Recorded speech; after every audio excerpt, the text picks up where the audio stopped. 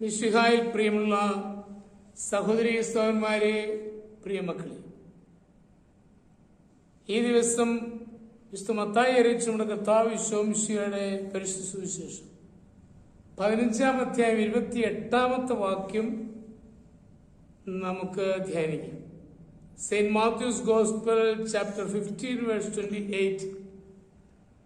ഈശോ പറഞ്ഞു, സ്ത്രീയെ, നിന്റെ വിശ്വാസം വലുതാണ്, നീ ആഗ്രഹിക്കുന്ന പോലെ നിനക്ക് ഭവിക്കട്ടെ.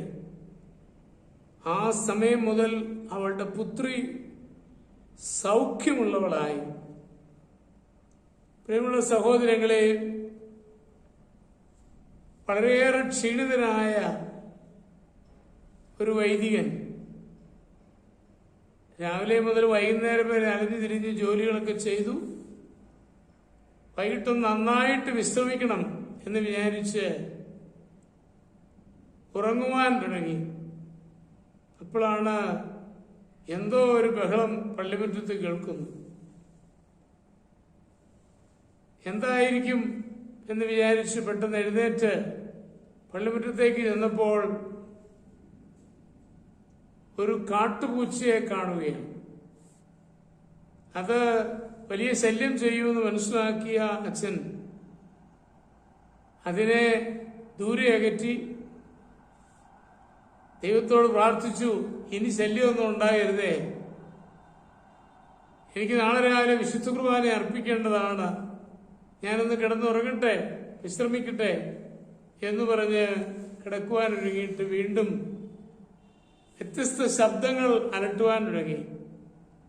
അപ്പോൾ അച്ഛൻ തീരുമാനിച്ചു, ഏതായാലും എഴുന്നേറ്റു, നീ അല്പസമയം ദൈവവചന വായനയിലും പ്രാർത്ഥനയിലും ചെലവഴിക്കാം എന്ന് വിചാരിച്ച് അദ്ദേഹം പ്രാർത്ഥിച്ച് ദൈവവചനം വായിച്ച് അല്പസമയം ചെലവഴിക്കുകയാണ് ഉണ്ടായത്. ഈ സമയത്ത് ഉണ്ടാകാമായിരുന്ന ഒരു അപകടം ഒഴിവായി എന്നാണ് പറയപ്പെടുന്നത്. എന്ന് പറഞ്ഞാൽ കള്ളന്മാര് അറ്റാക്ക് ചെയ്യും എന്നൊരവസ്ഥ ഉണ്ടായിരുന്നുവെങ്കിലും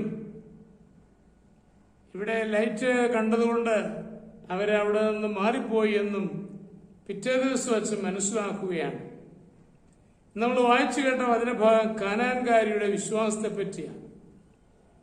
കാനാൻകാരിയോട് ഈശോ ഇടപെട്ടത് വളരെയേറെ സന്തോഷത്തോടെയല്ല, അപ്പോൾ ഹ്യൂമിലിയേറ്റിംഗ് ആയിട്ടാണ്. മക്കളുടെ അപ്പമെടുത്ത് നായ്ക്കൾക്ക് എറിഞ്ഞു കൊടുക്കുന്നത് ശരിയാണോ എന്ന് വരെ ചോദിക്കുകയുണ്ടായി. എങ്കിലും അതിനെയെല്ലാം അതിജീവിച്ചുകൊണ്ട് എളിമപ്പെട്ടുകൊണ്ട് വിശ്വാസത്തോടുകൂടി പ്രതികരിച്ചപ്പോൾ ഈശോ അവളുടെ പ്രാർത്ഥന കേൾക്കുകയാണ്.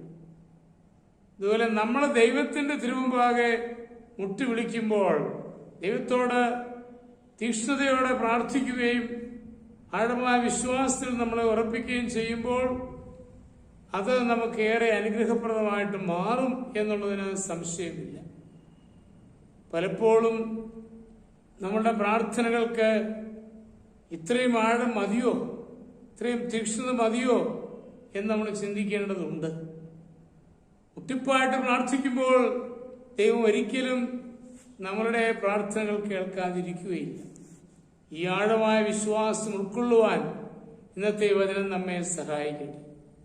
നമ്മുടെ കർത്താവ് ഈശോമിശിഹായുടെ കൃപയും പിതാവായ ദൈവത്തിന്റെ സ്നേഹവും പരിശുദ്ധാത്മാവിന്റെ സഹവാസവും നിങ്ങളെല്ലാവരോടും കൂടി ഉണ്ടായിരിക്കട്ടെ, എപ്പോഴും എപ്പോഴും എന്നേക്കും.